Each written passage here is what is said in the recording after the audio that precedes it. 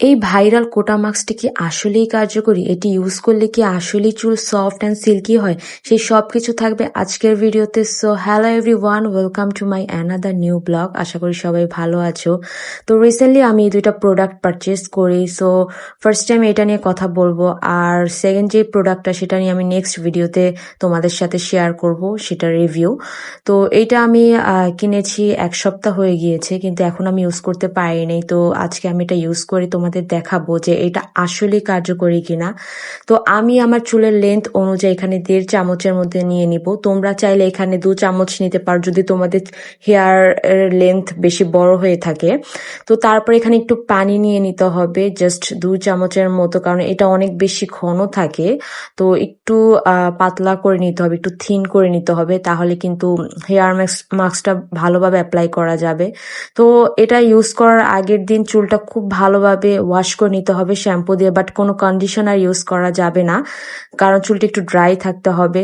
দেন এই তো আমি এখন পুরো চুলে এটা অ্যাপ্লাই করে নিব। এটা অ্যাপ্লাই করার সময় স্টেপ স্টেপ করে চুলে ভালোভাবে মেখে নিতে হবে, নয়তো এটা ভালো রেজাল্ট পাওয়া যাবে না। প্রত্যেকটা চুলে একদম স্টেপ স্টেপ করে তারপরে এই ক্রিমটা লাগিয়ে নিতে হবে। তো এই তো আমি এখানে স্টেপ স্টেপ করে পুরো চুলে এখন লাগিয়ে নিচ্ছি। অবশ্যই আমার মনে হয়েছে যে কেউ একজন লাগিয়ে দিলে অবশ্যই আরেকটু ভালো হতো। তো যাই হোক, তারপরে এই তো আমি পুরো চুলে এটাকে ভালোভাবে মিক্স করে নিয়েছি।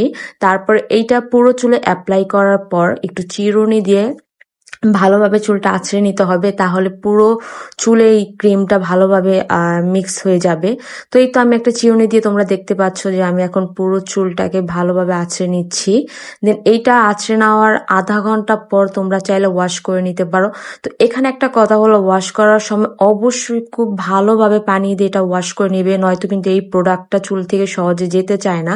তো তোমরা কিন্তু খুব ভালোভাবে ওয়াশ করে নিবে, নয়তো কিন্তু এটা চুলে থেকে যাবে, তাহলে কিন্তু তোমরা প্রপারলি রেজাল্টটা পাবে না। তো এই তো আমি শাওয়ার নেওয়ার পর এখন একটু ব্লো ড্রায়ার করে নিব। ব্লো ড্রায়ার করলে চুলটা একটু ফ্লাপি হবে। আমি ফার্স্টেই বলে রাখি, এটা কিন্তু চুল স্ট্রেট করে না, এটা হচ্ছে চুলটাকে সফট অ্যান্ড স্মুথ করে। যাদের চুল অনেক বেশি ফ্রিজি, রাফ, কালার করা, তাদের জন্য বেস্ট হবে। তো আমার চুলটা অনেক দিন যাবত একটু অনেক বেশি ড্রাই হয়ে গেছিল, ড্যামেজ হয়ে গিয়েছিল। তো এর জন্যই মূলত আমি এই প্রোডাক্টটা পারচেস করি, আর আমি এটা প্রোডাক্টটা ইউজ করে খুবই স্যাটিসফাই। আসলে এই প্রোডাক্ট অনেক বেশি কার্যকরী। তো দ্যাটস ফর টুডে। আল্লাহ হাফেজ এভরিওয়ান। নেক্সট ভিডিওতে আবার দেখা হবে।